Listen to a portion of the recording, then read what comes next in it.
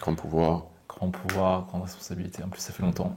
Que devient Darius? Il est en mode monk qui va revenir sur Paris très très bientôt. Et d'ailleurs, j'espère qu'on pourra faire du contenu avec lui. Enfin, c'est pas j'espère, c'est sûr, il va revenir dans les vidéos.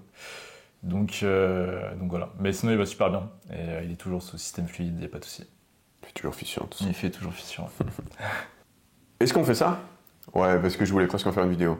La question c'est, est-ce qu'on peut faire ça à reverse, c'est comment on rattrape ça? Tu sais quoi, moi j'ai envie que tu abordes Ok, une fois que je me suis enterré la gueule avec un déficit qui a duré le temps qu'il a duré, putain, comment je fais pour survivre, ne pas avoir de troubles, bien vivre mon poste sèche et pouvoir maintenir ce sur quoi j'ai travaillé pendant des mois, c'est-à-dire ma satisfaction physique. Parce que j'ai l'impression que malgré les nombreux contenus sur justement ces tactiques de poste sèche, Internet c'est gigantesque, c'est vaste et mon contenu ne touche pas tout le monde, donc il faut qu'on se répète.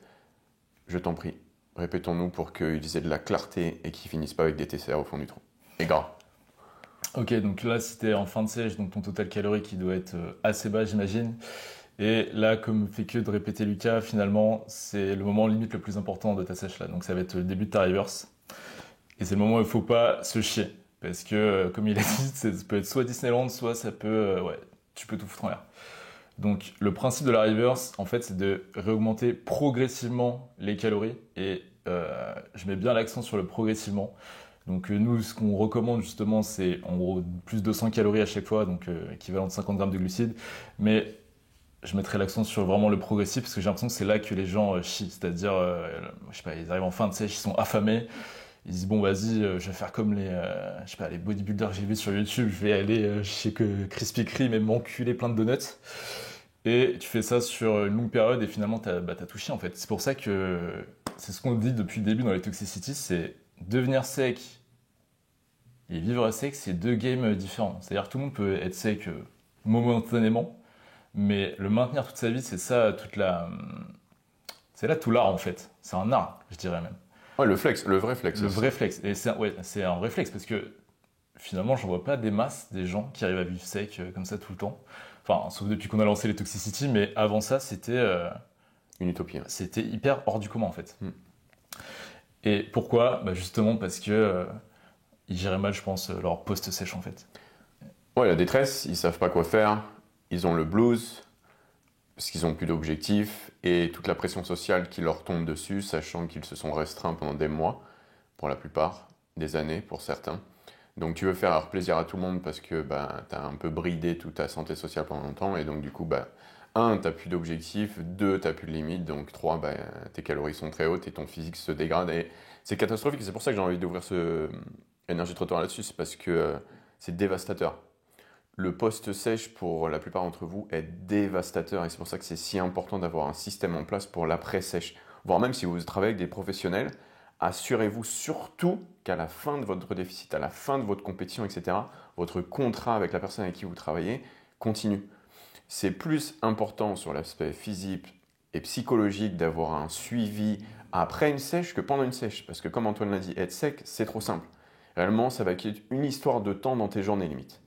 Donc, essaye dès aujourd'hui, en allant sur Google, en venant avec nous, pourquoi pas, en regardant mes vidéos, j'ai quand même fait plusieurs vidéos sur le sujet, donc déjà t'instruire sur les tactiques qui existent pour bien vivre, bien exécuter, survivre et garder comme je te disais, sur quoi tu as taffé pendant des mois, c'est-à-dire ta satisfaction physique.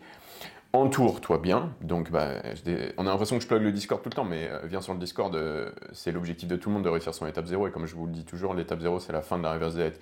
Donc c'est pas gratuit ça, c'est pas évident, parce que c'est pas facile, socialement, psychologiquement et physiquement. Et tu dois comprendre comment ça marche. Et effectivement, Antoine il disait rajouter des calories, et moi progressivement, moi j'ai envie de dire quand nécessaire. L'erreur c'est que du coup, toi tu oublies ma phrase que je te répète encore à nouveau, pas d'émotion, juste un système, et tu dis oh vas-y, c'est pas mal à rajouter des calories. Ouais, je suis sur post-sèche, donc je peux sortir ce soir. Il n'y a pas un problème de sortir, mais il y a un problème de pas traquer, il y a un problème de pas regarder son total et de pas s'organiser. Donc au final, tu reviens, enfin c'était pas ta question, mais tu reviens en physique en 2 semaines après ta sèche qui était je te laisse le juger ça, mais très souvent pire esthétiquement que quand tu as débuté ta prise de masse. Parce qu'en plus éventuellement d'avoir repris un peu de gras, tu as surtout eu un total calorique tellement haut que tu es un ballon. Tu es gonflé de partout, des problèmes de digestion, le visage gonflé, etc. Bref, tu te détestes et physiquement, tu n'es pas là où tu veux être, c'est pas du tout ok ça. Donc, est-ce que c'est possible de foirer sa reverse? 100%. Il y a de grands risques de foirer sa reverse si tu n'as pas compris comment fonctionne une reverse et à quoi ça sert une reverse. Il y a plusieurs tactiques de post-show qui existent, de post-sèche, pardon, et je vous parlais de show il y a 2 secondes parce que ce sont les compétiteurs. Pour les compétiteurs, donc les gens qui vont dans une définition avancée, à un extrême, on ne leur recommanderait pas du tout la reverse. Les compétiteurs ne devraient pas faire de reverse diet. Mais j'ai envie de dire, le pratiquant qui n'a pas pour objectif d'être champion du monde ne devrait pas faire de compétition, aussi au passage. Donc, évitez de vous enterrer dans la shred pour éviter d'avoir des troubles hormonaux qui vont vous faire avoir des comportements par rapport à la nutrition pas forcément simples à gérer après cette sèche. Donc voilà, déjà première chose. Et si jamais tu cherches juste à devenir sec et beau, je te laisse définir beau parce que c'est subjectif à peu près, là tu pourras utiliser la reverse. Donc si jamais tu es écorché, tu as fait une compétition, tu fais une recovery diet. Si jamais tu fais juste ta sèche classiquement sans aller jusqu'à la street de partout et monter sur scène, tu n'as pas besoin de faire une recovery. Je te ne recommande pas la recovery. La différence entre la recovery et la reverse, c'est que la reverse elle est progressive. La recovery, elle est agressive. En musculation, vous savez que tout ce qui est agressif, c'est pas vraiment bienvenu d'un point de vue visuel, esthétisme physique. Mais là, en l'occurrence, c'est une santé physique, une urgence au niveau santé physique, hormonale, que tu dois récupérer. Donc, tu n'as pas le choix de redevenir volontairement gras en mangeant volontairement, du coup, tous les jours, bien au-dessus de ta maintenance. C'est pas qu'une question de maintenance, c'est bien au-dessus de ta maintenance. Donc, voilà. Oui, tu peux la foirer très facilement. C'est le moment où tu dois être encadré, autant ami que professionnel. C'est le moment où tu dois te focaliser un maximum sur toi-même. C'est le moment le plus délicat d'un déficit. Ta reverse diet, donc ton post-déficit, ta sèche, tu as. Donc ne la foire pas. Arrange-toi dès aujourd'hui, si tu n'y es pas encore, pour ne pas la foirer, en justement mettant en place tout ce que je viens de te partager. Ouais, et c'est vraiment là, je trouve que c'est hyper important d'avoir un système, parce que même moi, si je fais une rétrospective, tu sais, le moment où j'étais super sec 2021, finalement, c'était là où ta présence était la plus utile. Parce que c'est vrai que t'es un peu du père, en fait, après, une fois que t'as fini ta sèche, tu sais plus trop quoi faire. Et tu peux intuitivement dire, vas-y, j'envoie toucher, c'est bon, j'ai assez douillé. Mais non, c'est justement là qu'il faut être hyper consciencieux, et il faut que ce soit chirurgical, en fait, pour justement guérir. Tu sais, souvent tu parles de guérison et en fait c'est exactement le terme. C'est là pour ça. Ouais. Pas d'émotion, juste un système. Ouais, exactement. Je dis... Bien, on répond à la deuxième partie de sa question à Matt. Et si oui, comment se rattraper? Pas de souci, tu te stabilises un petit peu là, tu as fait des folies, wow, tu te détestes là. Reprends ce que tu avais enlevé de ta routine qui a fait que tu es arrivé jusqu'à te détester, c'est-à-dire probablement tu avais arrêté de traquer, reprends ton tracking là où tu étais. C'est-à-dire tu étais en train de remonter, tu étais genre à 2008, ça se passait bien, tout d'un coup, reviens à 2008. Et en parallèle de ça, bien sûr, j'imagine que ça a arrêté de traquer, tu as arrêté de suivre ta dépense aussi, que ce soit du vélo ou de la marche ou de la course, reprends ça, reprends ta routine. Prends une semaine comme ça pour te stabiliser, parce que forcément, il va y avoir des fluctuations de fluide de malade. Et à partir de là, tu pourras te dire, ok, est-ce que je peux rester là-dessus parce que ça change à 2800 ou pas? Ou alors, est-ce que je dois, là, tout de suite, là, maintenant, pour mon bien-être physique, psychologique, redescendre? Ça ferait chier, je suis d'accord avec toi, donc reste bien carré, bien stable sur ton regard sur les données, et ne t'inquiète pas, ça va bien se passer. Je ne te recommande pas vraiment de repartir en déficit dans ta remontée de ce déficit, parce que ce serait assez bouleversant par rapport à ta récupération, donc ta guérison. Néanmoins, si c'est obligatoire pour que tu te sentes bien, ouais, et ce sera comme je disais, l'école de la musculation. Ne recommence pas. Allez. Ça c'est pour nous cette question. Comment s'entraîner avec ses bros quand on a des preuves différentes? You don't. En fait, c'est ça.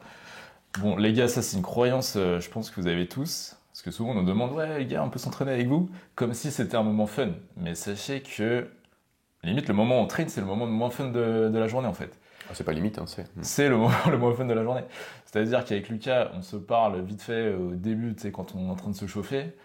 Une fois qu'on a fait un set, c'est bon, on est fini en fait. On se prononce plus un mot de la séance. Donc c'est absolument pas un moment cool. Et en fait, Loïc, concentre-toi sur ta prog. Donc, si tu veux passer un bon moment avec tes bros, bah, tu vas faire une bouffe après la salle à la limite, mais ta séance, prends-la au sérieux. Enfin, en tout cas, si tu es vraiment investi, prends-la au sérieux. C'est-à-dire que si tu as créé un programme, donc tu as un nombre de séries prédéfini, tu as placé des exos, c'est que ça sert à quelque chose. Tu veux un résultat derrière ça. Donc là, il faut que tu sois clair sur ton objectif premier. Est-ce que tu vas à la salle pour passer un bon moment avec tes bros ou alors pour progresser? Petite subtilité aussi, c'est comment on fait. Bah, avec Lucas, par exemple, dans notre programmation, on a certains exos en commun qui tombent le même jour. Bah, là, à ce moment-là, ouais, on les fait à la suite. On va dire que c'est le seul moment où on s'entraîne vraiment ensemble. Mais sinon, chacun est focus sur son truc. Avec Antoine, on s'entraîne ensemble depuis 2023, je crois, Ouais, un truc comme ça. quand je suis rentré à Paris. Et au tout début, Antoine, il ne faisait que suivre ma routine. J'ai mon programme, j'avais mon programme personnalisé avec mes objectifs physiques, ma morpho-anatomie, mon niveau sur X muscles, etc. Et puis il suivait, on s'entraînait ensemble parce que juste on kiffait, tu vois. Le moment où Antoine a commencé à physiquement exploser, c'est quand il s'est détaché de ça. Il s'est dit, ok. C'est bien cool tout ça, mais là je suis en train de me développer une chaîne postérieure alors que j'ai déjà un maxiboula. Par contre, j'ai pas de biceps, j'ai pas de pecs. Pourquoi je fais pas beaucoup de biceps, pas beaucoup de pecs? Parce que Lucas, il a des pecs moyens et des gros biceps. C'est pas ok. Donc, bon, j'apprécie que je sois en salle en même temps que Lucas à ce moment-là, mais je suis en salle pour avoir des résultats, donc je prends ma prog. Donc à partir du moment où il a fait ce qu'il était censé faire par rapport à ce dont il avait besoin, chose qu'il avait prédéfinie lui-même, il a commencé à exploser. Et ses bras, ils ont explosé, et ses pecs, ils ont explosé.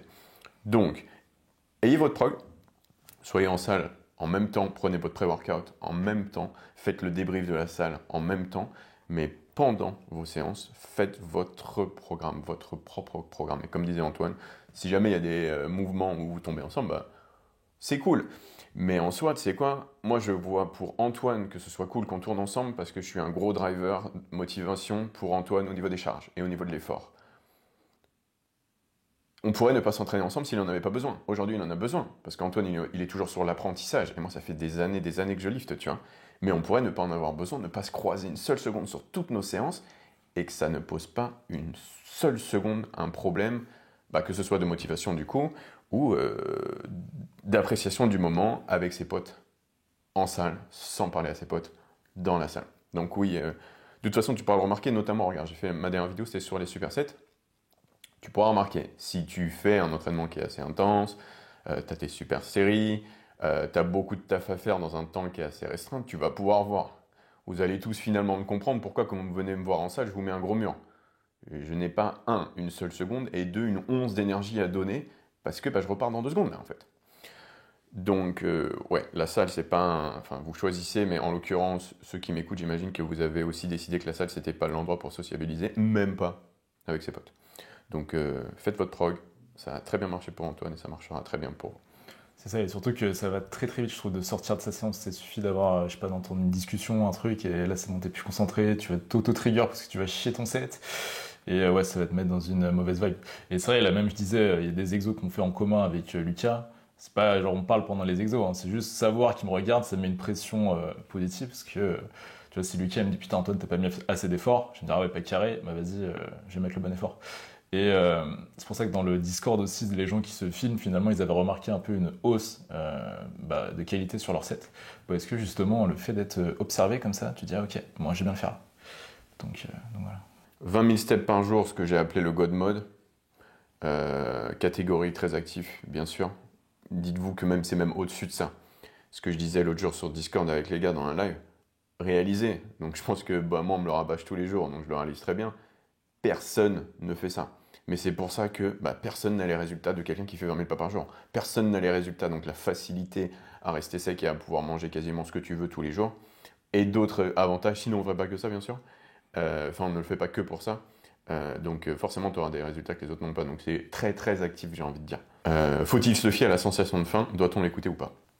Si t'es en... Non, la faim, elle fait partie du process. Donc c'est pas un indicateur fiable. C'est pas genre j'ai faim, vas-y, je mange.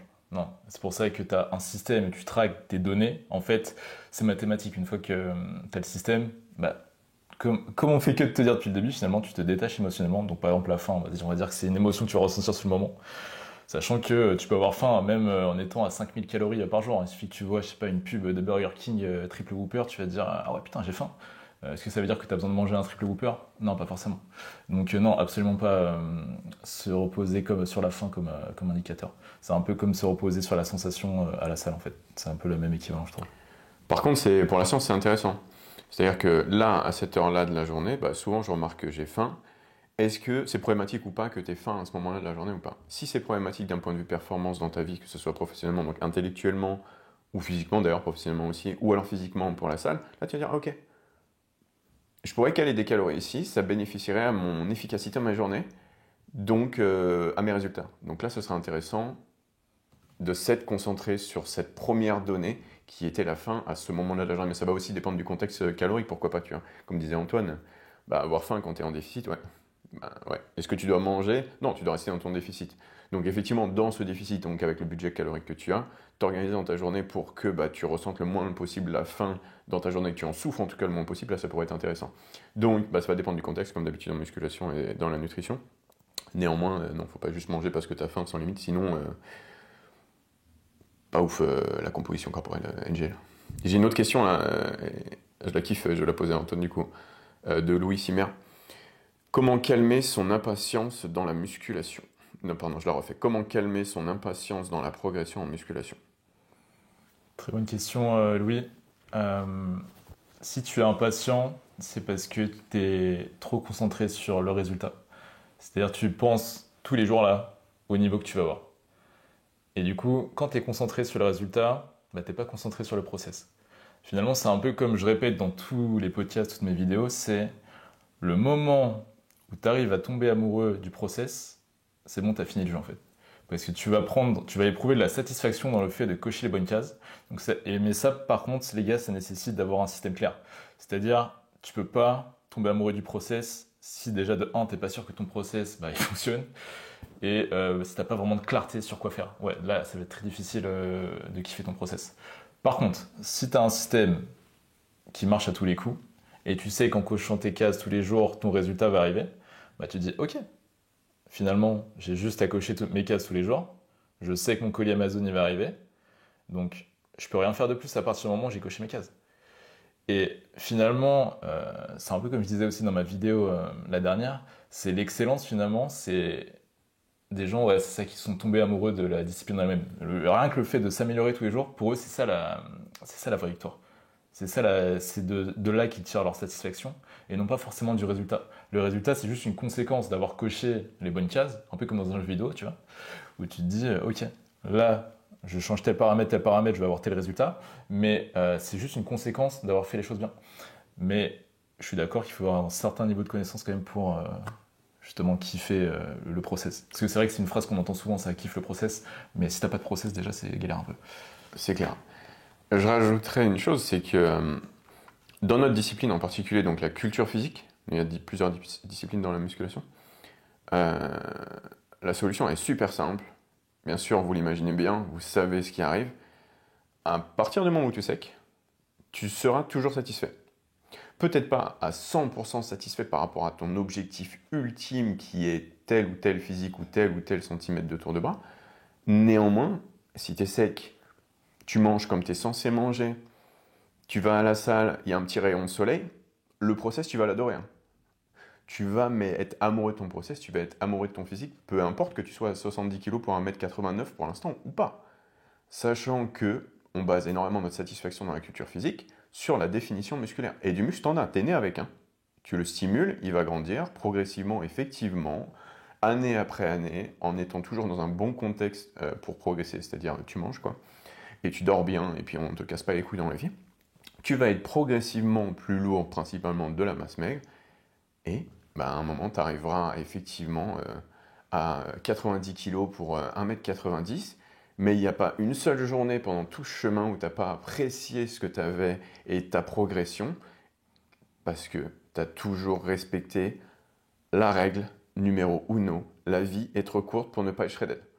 C'est super simple les gars. Tu vois, j'en parle rarement, et je parlais l'autre jour sur Discord aussi, désolé de faire ça encore, mais regardez ma vidéo de transformation, c'est la vidéo de présentation sur ma chaîne. J'ai commencé la musculation à 67 kg. J'ai 19 ans, 27 ans, je crois. C'est ça ma timeline. Jusqu'à la compétition que j'ai fait à Musclemania. Vous avez toute ma transformation. Et moi, j'avais pas de système encore en place. Hein. Capté, hein. Moi, il n'y avait pas de système. J'ai juste fait ça normalement.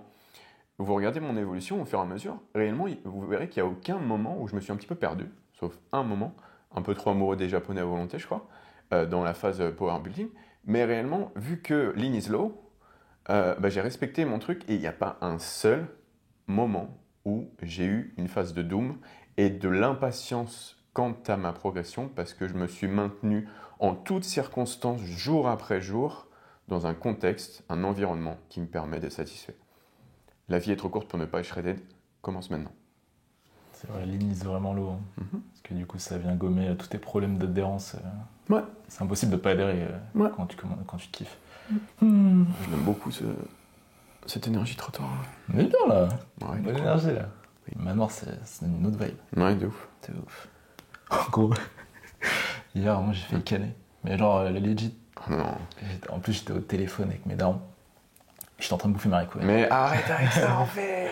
C'était même pas un tronc, bon. Je sais pas ce que c'était. Et là, je commence à sentir un truc au fond de ma gorge. Je commence à dire, ouais, attends, je suis en train de m'étouffer. Faut déjà mis mon kit Malib en plus. C'est dire, ouais, tu veux que j'appelle le SAMU? Faut pas dire ça à sa daronne. Je me mets en mute, je vais devant mon lavabo, je commence à lâcher des sales molars. Et en fait, c'était une espèce de tige là. C'est pas une tige, c'était comme si c'était la peau du haricot vert, mais il était un peu, on aurait dit du vert, genre c'était chelou.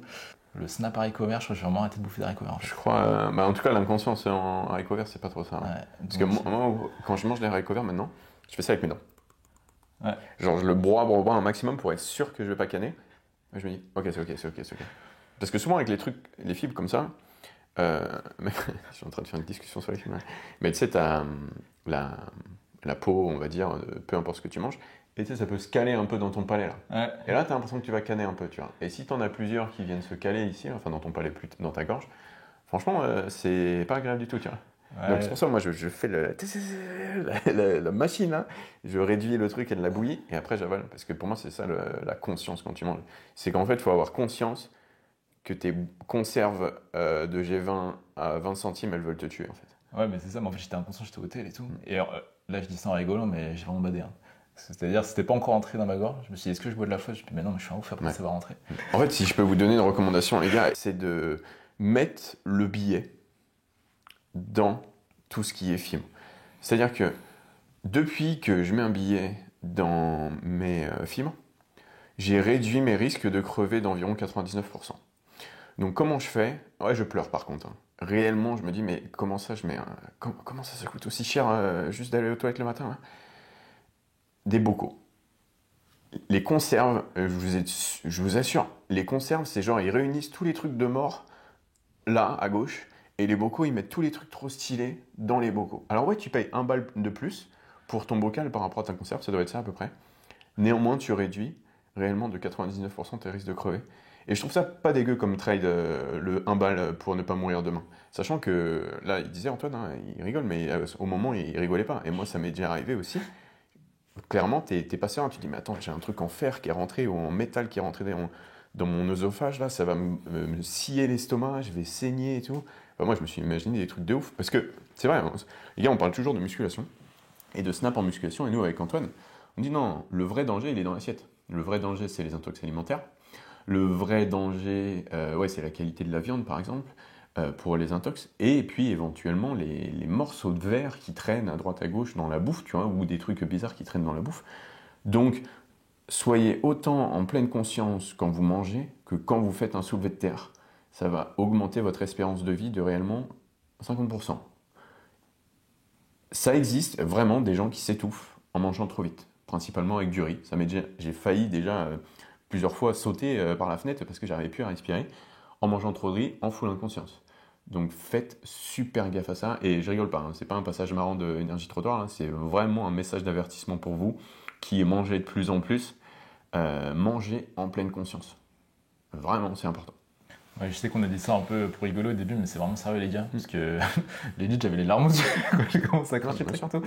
Et je sais qu'on a dit dans un autre énergie trottoir, dépensez pas un SMIC dans vos feeds parce que c'est juste pour aller lâcher des parpaings. Je pense qu'il y a un équilibre à trouver. Il n'y a que les cons qui changent pas d'avis. Voilà, exactement. Ok. Petite value gratos sur les haricots verts. Sur la survie aussi, c'est pas mal. Ça, c'est pour toi, Lucas. Comment ne pas être triste de sa génétique? Entre parenthèses, narroclavicule, flair de ribs, mauvaise insertion. Donc Antoine, il me pose cette question, pas du tout innocemment, et je sais que vous êtes très peu à penser ainsi parce que je fais de la musculation depuis longtemps, donc j'ai pas mal de masse musculaire, mais j'ai vraiment une morphologie qui est éclatée pour la culture physique, quoi. Le bodybuilding, donc notre pratique au final. Pourquoi j'ai choisi ça, j'en sais rien, mais typiquement je suis pas pour. Donc pourquoi? Parce que comme la personne qui pose la question, étroite clavicule, étroite bassin, donc avec les cols de fémur qui vont avec, des extrémités extrêmement longues. Bon, bref, c'est pas cool, c'est beaucoup d'amplitude et bah, t'es pas impressionnant de face en tout cas. Par contre, tu peux l'être de profil du coup et ta force va être, même si bon, la taille ne va pas forcément aider si jamais t'es grand en plus, un avantage d'un point de vue 3D, d'un point de vue épaisseur. Comme vous avez pu le remarquer dans de nombreux contenus, quand je pose de profil, side triceps, side chest, ou que je sors un MOS muscular, donc la pose la plus musclée en français, il faut quand même avoir un certain niveau pour être à l'aise à côté de moi. C'est trois poses du coup qui sont très fortes pour moi, du fait de ma structure. Pas du fait que j'ai beaucoup de muscles, c'est du fait que beaucoup de muscles sur cette structure, ça donne quelque chose d'absolument absurde. Donc tu vas avoir des forces dans ton étroitesse. Tu vas avoir des forces même au niveau de ta cage, tu sais quoi. Donc je sais que par moment, quand tu n'as pas encore assez de masse sur les pecs, tu vas trouver ça disgracieux. Quand tu auras suffisamment de masse sur les pecs ou un bon pump en l'occurrence à ce moment-là, bah, au final tu ne trouveras plus du tout ça disgracieux. Donc une phrase que Michael Gundy a toujours dit, c'est la masse. Ouais. Donc c'est vrai que le muscle résout tous les problèmes dans la vie en fait. Mais moi j'aimerais bien dire, le muscle n'est pas la masse. Parce que non, la masse ne résout pas tous les problèmes dans la vie, la masse maigre, le muscle plutôt, ouais pas mal, ouais, moi j'aime bien. Donc sois pas fataliste, effectivement, mais je mets des guillemets là pour ceux qui ne regardent pas, mets un procès aux parents si jamais il y a quelque chose dans ton corps que tu n'apprécies pas particulièrement et que tu dois faire avec malgré le fait que tu ne l'apprécies pas. Accepte-le, travaille dessus et je la ressors. Reste défini. Je peux t'assurer que même avec cette structure que tu juges peu avantageuse, comme j'ai jugé la mienne, je te fais toute une vidéo dessus, peu avantageuse, tu vas déjà apprécier ce que tu as et si jamais ça t'intéresse, faire totalement bugger. Tu as une responsabilité, c'est de rester sec, ou de le devenir, et de le rester, et continuer en permanence à progresser. Totalement. Mais je rajouterai un truc, je sais que tu avais dit une phrase il y a très longtemps, mais ça m'avait marqué. C'était génétique, c'est pas une fatalité, elle est juste là pour t'indiquer la voie. Donc en gros, sur quoi tu devrais te concentrer. Ouais. Donc tu vois, ça t'enlève toute envie de te morfondre, tu dis ah ok, en fait, c'est juste, du coup, je dois prioriser tel muscle, tel muscle, tel muscle. Et finalement, tu sais quoi, le fait que Lucas, si tu regardes ses photos à l'ancienne avant qu'il commence, ouais, tu captes qu'il était pas fait pour faire de la muscu, ouais. Là, c'est juste qu'il a eu un point fort cerveau, donc il a réussi à tout capter. Mais de base, ouais, tu dirais pas qu'il va devenir. Enfin, tu te serais jamais imaginé qu'il allait taper des Mos Muscular de l'espace. Et finalement, c'est quoi? Je dirais que maintenant, c'est sa force. Parce que moi, je pense que tes conseils, ils auraient pas eu autant d'impact, justement, si t'étais né musclé. Je me serais dit. Alors que t'aurais pu dire exactement les mêmes choses. Hein. Je me serais dit, ouais, mais lui aussi, vas-y, c'est bon.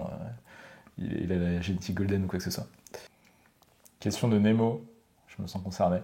Comment lutter contre le bas du ventre gonflé quand ta courbure corporelle accentue ça? Bah, donne-nous le contexte alors. Sinon, je le fais sinon. Moi, je comprends ta douleur. Dis-toi que très récemment, je me suis fait bully par Lucas. Donc, j'étais à Rony 2. J'étais en train de faire un lower. Et j'avais mis un débardeur gris hyper moulant. Et comme toi, là, j'avais le bide qui sortait un peu de ça de profil. Je vois Lucas qui se tape une barre. Je sais qu'est-ce qu'il a et tout. Et il commence à dire que c'est à cause de mon bidzer. Du coup, voilà, c'est pour ça que je te posais la question. Je suis curieux de savoir tes solutions. Je te partagerai la mienne aussi après. Ouais, bon, les solutions, effectivement, bah, c'est comprendre, tu vois, on y revient, comprendre ta morphologie.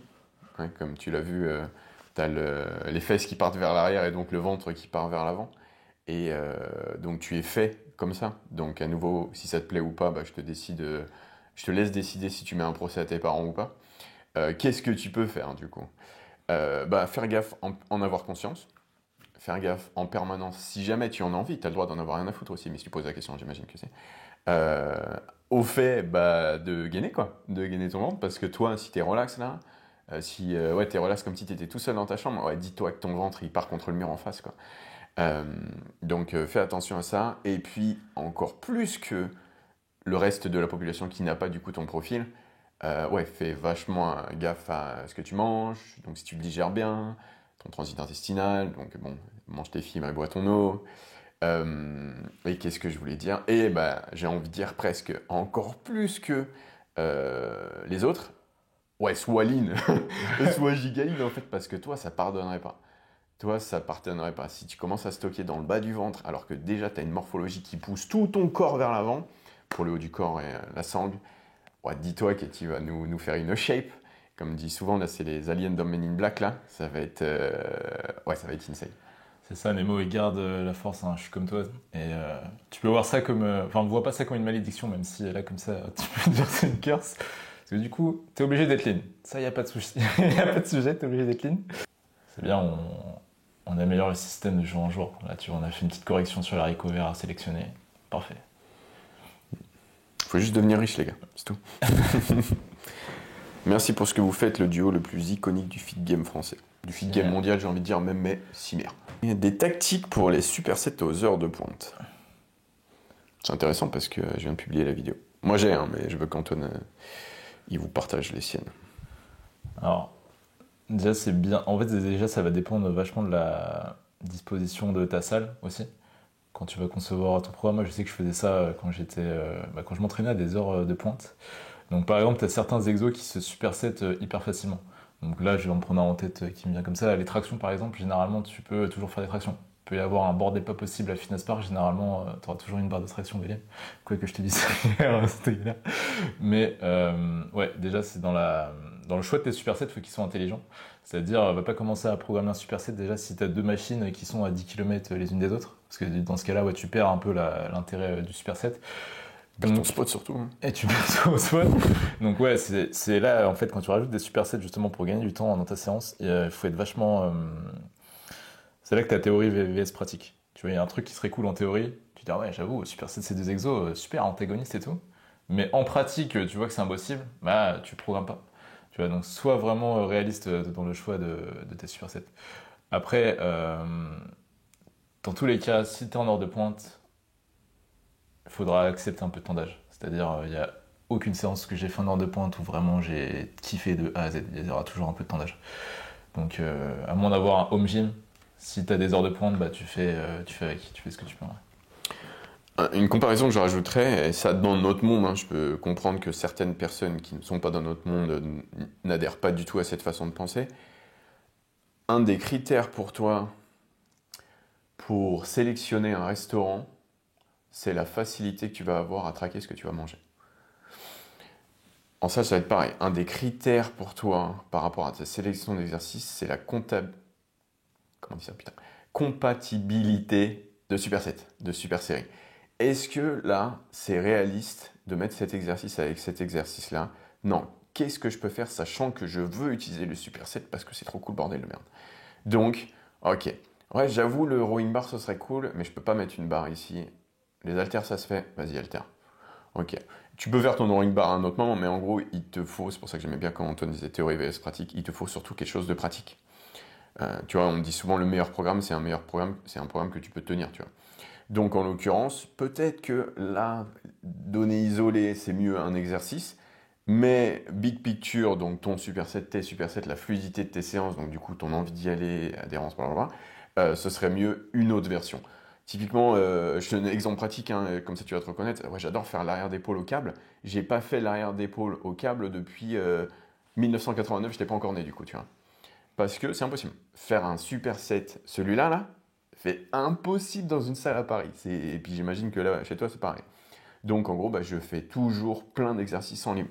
Une des raisons pour laquelle, les gars, vous me voyez toujours faire du libre, bon, j'adore le libre aussi, mais... Donc les haltères, principalement, et pas le câble, c'est parce que, déjà, c'est impossible d'avoir un câble dans une salle, réellement, et deux, c'est pas super setable avec son câble. ça l'est si tu es tout seul dans ta salle, mais réellement, tu peux quasiment pas. Alors que si tu as ta paire d'haltères, là, tranquillement, bah, tu peux très bien ne pas bouger de ton spot et réussir à faire le volume, parce que c'est surtout ça qui nous intéresse, le bon volume, donc les séries effectives, que tu es censé faire sur ton muscle, sans perdre de temps, sans perdre d'énergie, sans mettre de cerveau à la réserver ta poulie, te projeter et tout. Moi, ça me fatigue tout ça. Donc faire quelque chose de pratique, en permanence, tout le temps réfléchir aux pratiques dans des salles où bah, c'est pas pratique, quoi. Donc c'est réalisable, hein, bien sûr, nous on le fait toujours, et on habite à Paris, donc il n'y a pas d'heure creuse à Paris non plus, hein. On le fait toujours. Comme dit Antoine, c'est par moment d'âge, mais on y arrive parce que on reste toujours au même spot. On se barre jamais du spot. Les 2 exercices sont au même mètre carré. Sinon, ça saute instantanément. Et je le comprends. Je le comprends parfaitement. Donc, ouais, ne sois pas cette personne. Ne fais pas un giant set dans ta salle à 3 trucs là. Rien que d'y penser, je te déteste déjà si c'est toi. Et toute ta salle te déteste aussi. Et tu vas te dire, j'en ai rien à foutre d'être détesté. À un moment, ça va te rattraper. Carrément. Tu sais quoi, en plus, là, on parle de théorie pratique, mais c'est super important, les gars, parce que c'est ça, si t'es trop dans ta théorie, tu vas dire, ah ok, sur le papier, ça serait excellent, mais si en pratique, tu peux pas le faire, bah tu le fais pas. Donc en fait, ce que tu avais conceptualisé sur le papier, bah, en fait, ça n'existe pas. En fait, c'était juste de la branlette intellectuelle, j'ai envie de te dire. Alors que, c'est quoi, même là, si je réfléchis nos dernières séances, j'ai vraiment une séance que j'aime bien, c'est quand je me dis, ah ouais, putain, c'est vrai que ces supersets-là, c'était super pratique, cool, vas-y, je kiffe. Aucun temps d'âge. Aucun temps d'âge. Donc en fait, la diminution du temps d'âge pendant mes séances, pour moi, c'est de la value, en fait. Bien sûr. Donc, nice. Pourquoi c'est de la value, les gars? Parce que, comme ça, je suis sûr d'adhérer, en fait. Je me dis, ok, vas-y, pas de temps d'âge, je le fais. Le meilleur programme, Exactement. c'est celui que tu peux tenir. Une question, bon, c'est pas hyper value, mais team imberbe ou team gorille? Du torse, un avis là-dessus. Moi, team no poil sur le torse, les gars, je trouve ça claque-barre, mais tu fais ce que tu veux. mais tu fais ce que tu veux. Ok. On n'est plus en 2013, les gars. Les teams, ça saute. Team gorille. Fais pas ça, mec. De toute façon, on est sur les premières années d'Instagram. Ah, ça suffit trop. On est sauté. Bon, Aurélien, tu me poses la question. Je m'entraîne bien, je bouffe bien, 45 minutes de cardio, 10 000 pas par jour. Je prends du poids un peu perdu. Je bouffe bien, ça ne veut rien dire, gros. Donne-moi des données, donne-moi de la data. Combien de calories, c'est quoi la répartition de tes macronutriments? Je bouffe bien. Ça ne veut strictement rien dire. Ça, c'est ce que ma daronne pourrait dire. Ouais, je comprends pas, je bouffe bien. J'ai bouffé des tomates du jardin là aujourd'hui, j'ai pas perdu de fat. C'est quoi le bordel? Bref. Aurélien, go, Toxicity, épisode 1, tu te refais toute la série là d'un coup là. Pense à nous, on peut Aurélien. Les good vibes là, je vais méditer là, tu poses des questions comme ça là. Demandez. Il ose me dire je suis un peu perdu en plus. Genre quand vous me racontez, ouais Antoine, j'ai bouffé du fromage blanc hier avec des flocons d'avoine, j'en ai RAF. Genre, littéralement, c'est le dernier cadet de mes soucis. Ah, surtout que ça veut rien dire en fait. Et ça veut rien dire. Je suis un peu tox les gars, mais juste comptez vocal et faites ça correctement. Non, mais c'est bien. Vous pensez avoir fait tout le tour de ce qu'il y avait à partager dans l'aventure muscu/vie pour l'intégration?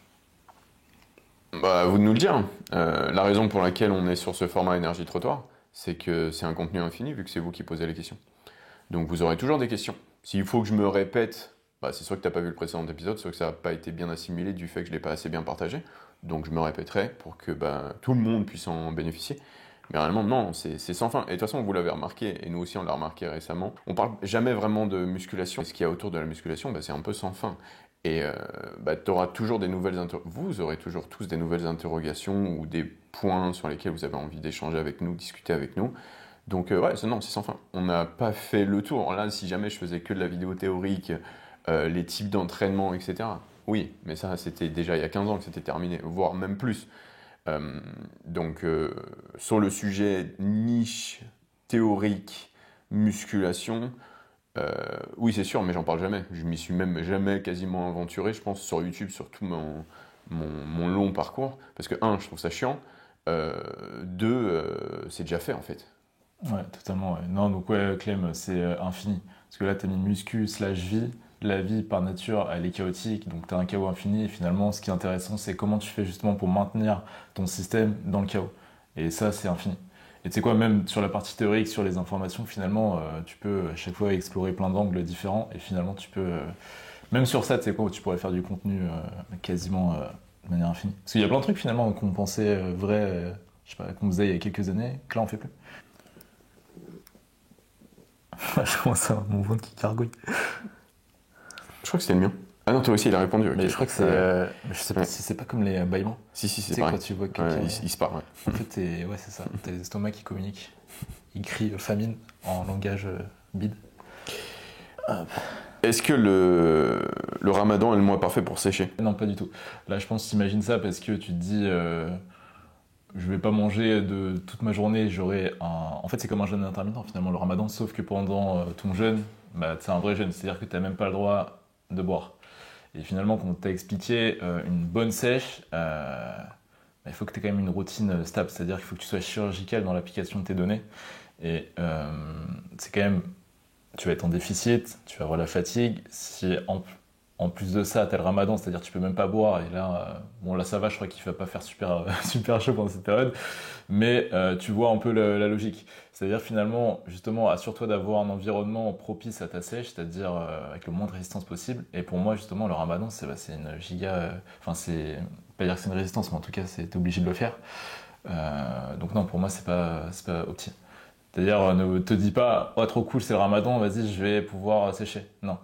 C'est juste que là, justement, tu auras un temps plus limité justement pour taper toutes tes calories, mais toute la fatigue que ça va te créer en plus derrière, non, pour moi, c'est la très très mauvaise idée.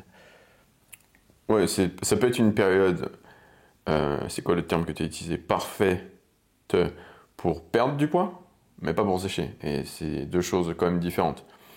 Donc non, c'est un contexte qui n'est pas extraordinaire pour la culture physique, pour le gain, le bodybuilding. Donc même si on est en sèche, on cherche toujours à garder ce mindset de gain au final. Enfin, je vous donne ça comme indication pour que psychologiquement et puis même niveau motivation, ce sera plus facile, tu vois.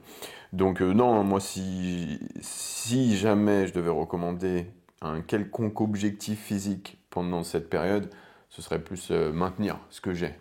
Et une fois que j'aurai un contexte qui serait un peu plus adapté au sport, à la performance, la récupération, là éventuellement je continuerai et où je m'aventurerai dans une période de déficit bien gérée, bien optimisée. Donc ouais, non, comme Antoine dit, je suis pas convaincu que ce soit le bon moment pour chercher à sécher. Perdre du poids, oui, mais c'est pas ce que tu veux perdre du poids. Je ne pense pas, je pense que tu veux surtout sécher. Vous pensez quoi du fait que les gens se mettent à la muscu de plus en plus jeunes? Question de Robin. Écoute. C'est archi cool. En vrai, je trouve que c'est la meilleure chose qui soit arrivée finalement. Parce que moi, tu sais quoi, si j'ai un regret en musculation, c'est de ne pas avoir commencé plus tôt. Avec le bon système, ça aurait été encore mieux. C'est clair. Mais ouais, non, franchement, vous avez trop de chance. Moi, je me suis toujours dit, mon gosse, je vais le mettre à la muscu le plus vite possible. Donc ouais, non, c'est une super chose. On regarde toutes tes stars récentes, depuis que la musculation s'est vachement popularisée. 2015, j'imagine qu'elle a commencé à vachement se populariser la musculation. C'est tous des gars qui ont commencé à 13-14 ans. David Lade, influencé par Matt Augus, 13-14 ans. Forcément, quand il est arrivé à 17 ans, influencé par Matt Augus, déjà 3 ans de pratique. Il est grand en plus, il est jeune, donc il a jamais fait la connerie de devenir gras. Oh, la fissure. Regarde-nous en France. Mike, il a quoi, 19 ans là, je crois, si je dis pas de bêtises. Il pratique depuis 7 ans maintenant, donc il a commencé à faire 12-13 ans. Mais c'est trop facile en fait, parce que c'est pas une question d'âge, les gars. C'est une question de temps de pratique et de pratique avec un bon système. Donc imagine, tu ouvres Internet, là aujourd'hui, tu as 15 ans, tu tombes sur nous, à 18 ans, mais oui, tu seras plus balèze que des mecs de 35 ans. Oui, oui, c'est sûr. Oui, c'est sûr et certain. Donc ouais, moi aussi, mon plus grand regret, c'est de ne pas avoir commencé plus tôt, sachant que j'ai commencé aux alentours de 20 ans. Si j'avais pu commencer aux alentours de 15 ans et avoir les bénéfices de cette activité physique, cette structure surtout à ma vie, wow, mes 15-20 ans, qui sont pour moi des années à jeter à la poubelle, elles auraient été bien plus belles et ma vie aurait été lancée d'une bien meilleure des façons. Donc, tant mieux, c'est une excellente chose. Et bordel de merde, la chance que vous avez. Putain, c'est super cool. Ouais, les gars, je vais pas vous mentir, je suis assez jaloux de vous. Parce qu'avoir autant d'informations de qualité et pouvoir commencer la muscu aussi jeune, ouais, putain, le game changer pour votre vie.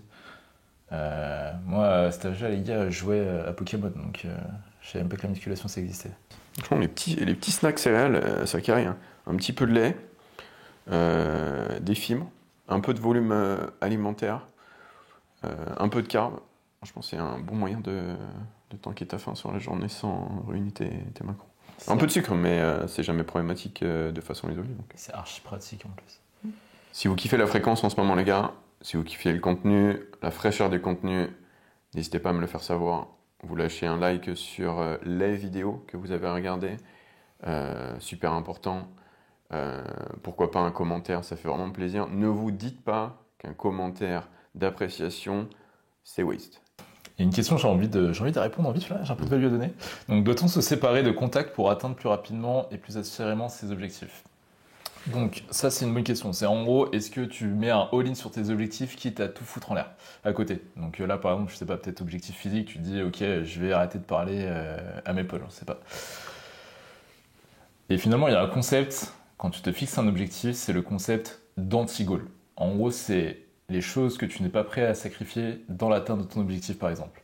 Parce que tu vois souvent des gens comme ça, par exemple pour le physique, qui vont justement mettre leur vie un peu sur pause sur tous les autres aspects, pour uniquement se concentrer sur leur physique. Donc potentiellement, ils vont atteindre leur objectif physique, mais à la fin, ils vont se retrouver misérables. Et c'est pas, en tout cas, moi, c'est pas du tout ce que je te conseille.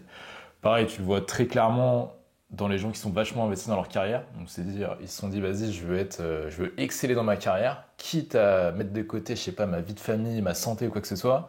Finalement, je te retrouve avec une bonne carrière, mais t'as pas l'harmonie qui va avec. Donc, non, je te dirais que c'est une très mauvaise idée d'envoyer chier tous les autres points de ta vie. Et justement, sois hyper conscient de ce que t'es pas prêt à sacrifier. Et c'est comme ça, je trouve, que tu gardes un équilibre, finalement. Sachant que là, dans ta quête d'excellence physique, t'as absolument pas besoin, comme on t'a dit, le but c'est quoi? C'est d'adhérer. Est-ce que tu te vois adhérer comme ça, à être solo toute ta vie? Donc, j'imagine que non. Tout à l'heure, on a parlé du ramadan, mais là, je vois 3 questions en 2 pages de screenshot sur le ramadan. Donc, viens, on continue. Des recommandations, et c'est simple. Ce n'est pas, déjà, t'acceptes que c'est pas la période la plus optimisée pour faire le maximum de gains, être le plus performant possible, etc. Comme je disais sur la question un petit peu plus tôt, tu dis, ok, laisse-moi déjà, ma mission, c'est de maintenir tout ce que j'ai là. Ce serait déjà une victoire, clairement. Donc voilà, tu te mets dans ce mindset-là, un peu comme quand tu pars en vacances. Bon, je suis là pour être en vacances, pour passer du bon temps avec X. J'ai quand même envie de m'entraîner parce que ça fait partie de mon identité et de mon bien-être, tu vois. Pour être bien avec X, j'ai besoin de me sentir bien, donc je vais continuer à faire au quotidien ce qui fait que je me sens bien, blablabla. Mais je sais que les conditions ne seront pas réunies pour être le plus performant possible. Typiquement, je pourrais pas faire l'exercice que j'aime dans ma salle, etc., etc. Bon, tu te mets dans ce mindset, ok. Laisse-moi déjà maintenir toute l'excellence que j'ai travaillé à construire pendant des années. Ok. T'as une période où réellement, donc le réel problème que tu vas rencontrer par rapport à la performance, la progression, la qualité de ton entraînement et ta capacité à progresser, ça va être au niveau de l'hydratation. Ça va être au niveau de l'eau, pas au niveau des calories et de l'alimentation, sachant que tu vas faire un repas étendu sur X période de temps et tu peux très bien t'organiser facilement pour avoir ton total calorique, même si c'est pas les macronutriments que tu apprécies avoir de manière générale hors Ramadan, tu auras ton total calorique assez facilement. Donc voilà, tu dois surtout faire gaffe au fait de ne pas transpirer comme pas possible et pas faire des activités qui t'assèchent en fait. Donc typiquement, je disais dans ma dernière vidéo sur les supersets, c'est pas vraiment le moment de faire monter son rythme cardiaque à fond, de faire des gros core lifts, donc des gros mouvements genre soulevé de terre en série longue qui vont te faire transpirer comme pas possible parce que tu vas pas pouvoir boire et ça va être un massif frein déjà à ta qualité de vie, en tout cas sur le moment pendant la séance et de toute façon à tes performances à l'entraînement. Donc vas-y lentement en gros.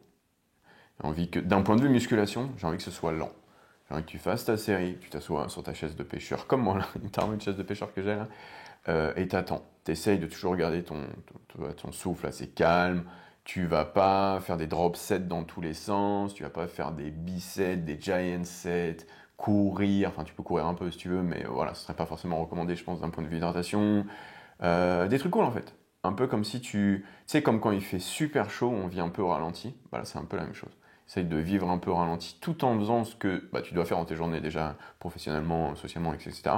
Mais surtout par rapport au sport, ouais, chill guy, tu vois, relax. Et rien que ça va te permettre déjà de maintenir tes performances et ton volume. Ça prendra juste éventuellement un peu plus de temps, donc tu pourras répartir sur un peu plus de jours si jamais tu le préfères. Et pourquoi pas, même si on ne peut pas vraiment faire ça, s'assurer de bien boire au moment où tu peux boire. En gros, c'est un peu ça le truc. On n'est pas non plus des chameaux avec une réserve sans fin. Tu vas surtout aller aux toilettes si tu bois 6 litres d'eau et tu te dis c'est bon, ça va me faire tenir la journée, tu vois.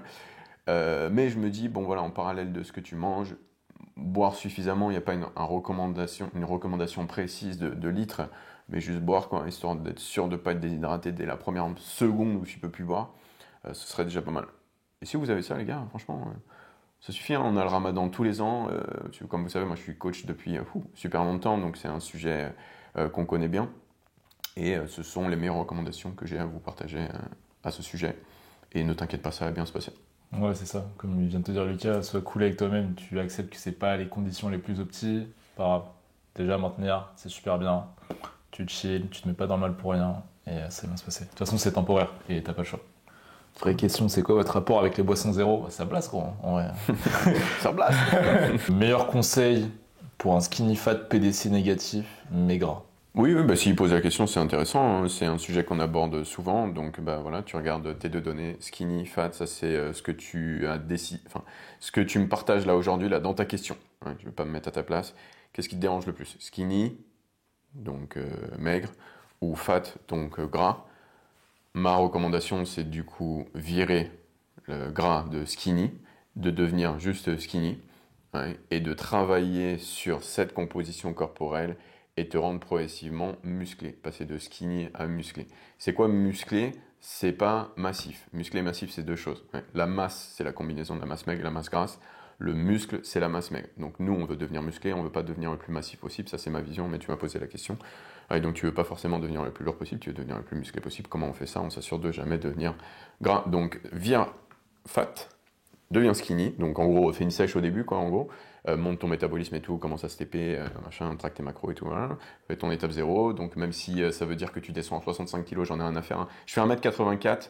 J'ai fait ma toute première sèche avant de commencer la musculation, dis-toi, en commençant à faire du running, de 73 kg à 67 kg. J'étais skinny fat, je suis devenu skinny. Regardez mes vidéos de transformation et à partir de skinny, je suis devenu musclé. Ouais, c'est exactement le chemin que je veux te partager et je vous disais un peu plus tôt que ça a fait que chaque jour je l'ai apprécié et chaque jour je me voyais progresser parce que j'avais de la visibilité sur quoi je travaillais et puis j'adorais mon physique tout simplement. Enfin, bref. Donc du coup voilà, on s'en fout que skinny fat, etc. Tu vires l'élément problématique des deux, je te laisse choisir, mais moi ma vision c'est de virer fat, être skinny et progressivement devenir musclé. Effectivement, ouais. Et là, dans son cas, et vu qu'il l'a prononcé gras 2 fois, je suppose que c'est le gras du coup Ouais. qui le dérange le plus. Donc voilà, première mission, tu dis ok, j'aime pas le gras que j'ai là, tu torches ça. Et aussi tu parles de PDC, ça c'est pareil, ça c'est qu'une donnée. Te dis pas, ouais putain quand je ferai 80 kilos sur la balance, ça veut dire que j'aurai une shape de l'espace. Non, c'est juste un poids sur une balance. Quand ça pleuvoir, nice. Non. Si. Oh putain, débordé. Les gars, nous allons terminer ce Q&A incessamment sous peu pour aller step sous la pluie. Nice. Nice, Cool. Je suis débordé. En tout cas, comme d'habitude, hein, on a peut-être une dernière question qui va arriver, mais si vous avez apprécié, faites-le nous savoir. Si vous voulez travailler avec nous, on a lancé le système fluide. Si vous voulez être coaché par nous, au passage, vous pouvez rejoindre le tiers 2 avec 4 lives mensuels, avec des Q&A un peu comme un énergie trop noire, mais avec des questions un peu plus ciblées sur votre progression et vos données et l'évolution de celles-ci, sachant qu'elles sont censées bouger et presque sur une timeline d'une semaine par semaine. Donc voilà, et puis plein de contenus exclusifs. J'ai partagé en stories ce que j'avais créé. En gros, le contenu exclusif, c'est l'accès à mon cerveau et puis à celui d'Antoine. Donc tu vois, ces vidéos niches que tu vois jamais parce que moi je me dis non, c'est trop niche pour que je propose ça sur YouTube parce que tout le monde va en avoir rien à foutre, le retour sur investissement va être moindre. Là-bas, je sais que tu es là pour ça. Donc du coup, moi je balance. Moi je balance tout. Et plein d'autres avantages, la communauté, l'accès en permanence aussi. C'est con, hein.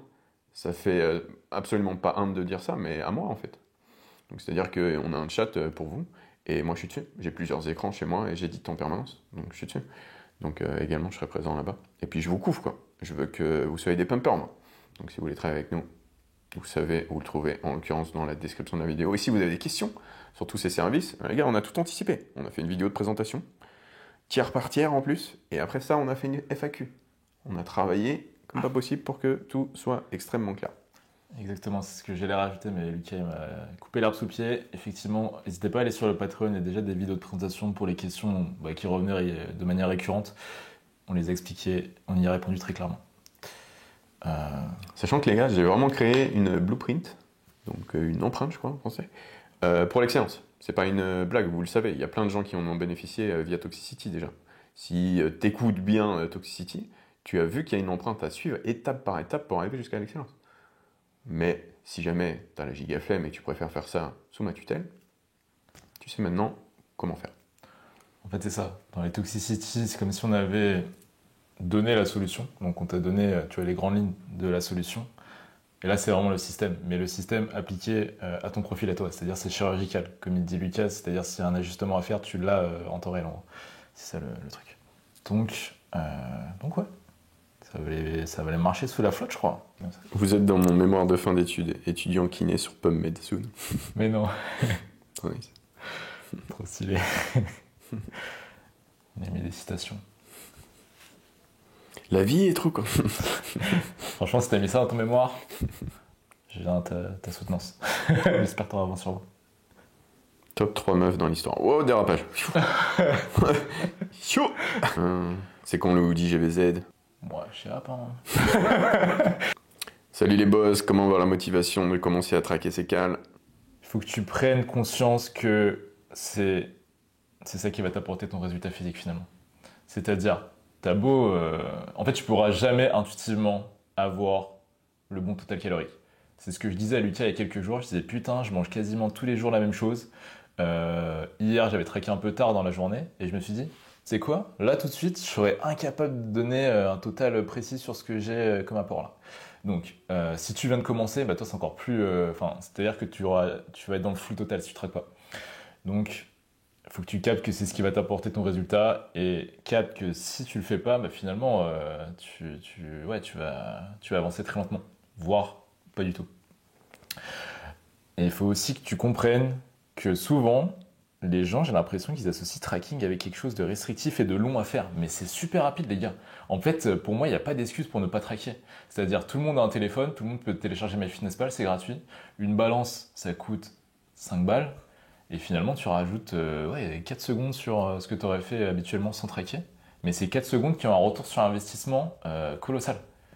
Donc, ouais, en vrai, tu sais quoi, le traquer, ça va être les 4 secondes les mieux investies de tout ton parcours. Ouais, surtout que je pense que, on va terminer là-dessus, je pense que les gens ne se rendent pas compte / n'acceptent pas que la culture physique est un domaine de nutrition. Donc l'excellence physique, la beauté que vous recherchez est toujours en rapport avec la nutrition. Et même votre prise de muscle. Vous remarquerez que ce qui déclenche votre capacité à récupérer et musculairement progresser, c'est votre nutrition. Donc pour être physiquement excellent et continuer à l'être, c'est votre nutrition. C'est pas votre entraînement. Un abonnement à la salle de sport, il vaut moins qu'une application. Il vaut moins qu'un regard sur ton apport, ta nutrition, que tu aies un tracking des calories ou pas. Donc en fait, c'est ok, je suis inscrit en salle de sport parce que je veux changer physiquement. C'est pas la salle de sport qui va te faire changer physiquement, c'est le regard sur ta nutrition qui va te faire changer physiquement. Comment ça marche ça? Les gens qui s'inscrivent en salle de sport, ils commencent le sport, ils voient que ça fonctionne un peu et ils bloquent. Là, ils comprennent qu'il faut s'intéresser à la nutrition. Donc, ils s'intéressent à la nutrition et ils progressent. C'est vrai que le trigger premier, donc, c'est la stagnation physique vient en faisant que du sport. Mais viens, je t'évite ça. Viens, on commence directement en s'intéressant à ce qui importe réellement. Ça va être la gestion de ta composition corporelle, la gestion de tes apports pour réussir à, en toutes circonstances, te plaire et progresser, donc continuer à ce que ce soit le cas. Vous le voyez bien, de toute façon, regarde, quelqu'un qui veut devenir, de manière générale, vous choisissez, me cancellez pas, vous voulez devenir plus beau, qu'est-ce que vous faites? Vous faites un régime. Donc directement, c'est en rapport avec votre apport calorique. Quelqu'un, un bodybuilder qui veut être compétitif, qu'est-ce qu'il fait? Un déficit calorique. Est-ce qu'il s'est volontairement moins entraîné ou il a changé son entraînement pour avoir ce look en particulier? Non. Tout ce qu'il a fait, c'est progressivement manger moins. Donc son excellence, le truc qui te fisse sur le crâne, mon excellence, elle est en rapport avec ma nutrition. Et est-ce que parce que j'ai une bonne nutrition, j'arrive à bien et progressivement plus m'entraîner, ce qui fait que je suis de plus en plus impressionnant? Oui, mais c'est déclenché par la nutrition. Donc réellement, si vous faites de la musculation et vous avez pour ambition de faire fissure, désolé de dire ça, mais il faut que vous intéressiez à la nutrition, à l'optimisation de votre nutrition avant celle de votre entraînement, parce que tout part de votre apport. Tout part de l'énergie que vous avez à disposition. Donc, réellement, si tu es déjà en salle de sport, tu ne devrais pas avoir de problème sur la nutrition. Sinon, réellement, comme dit Antoine, de temps en temps, peut-être que tu n'en as peut-être pas envie, pas à ce point-là. Peut-être ça viendra à un moment, mais probablement pas encore. Et si cette phrase-là, ce passage, permet de t'ouvrir les yeux et de te motiver, tant mieux, je suis content, j'aurai réussi mon job au final. Donc voilà, on termine là-dessus, c'était cool. Traquer vocal, ou en tout cas ayez un système qui vous permet de vous intéresser à votre nutrition, parce que le moyen d'atteindre l'excellence se situe juste ici. Et de la maintenir cette excellence aussi. Parce que devenir sec, c'est une chose, le rester, c'est un autre game. Peace.